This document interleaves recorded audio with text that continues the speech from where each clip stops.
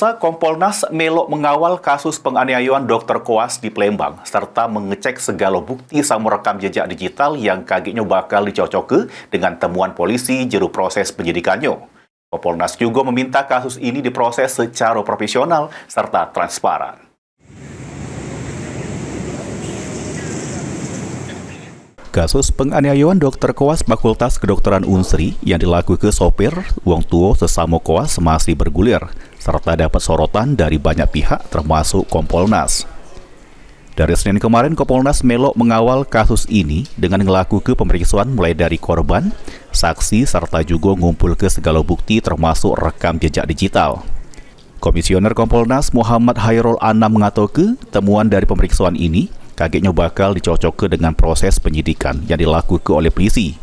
Rencananya, Kompolnas juga bakal memeriksa Lady Aurelia Pramesti sama embeknya Sri Meilina yang sebelumnya sudah diperiksa polisi sebagai saksi. Kompolnas juga meminta kasus ini ditangani secara profesional serta transparan. Kita semua, untuk penyidik, untuk kita semua, untuk masyarakat, ayo kita bersama-sama mengawal proses kasus ini secara profesional. Apa yang disebut sebagai tindakan profesional? Berangkatlah dari sesuatu yang memang bisa kita lihat, bisa kita ukur secara bersama-sama. Nah, salah satu yang paling penting adalah jejak digital itu.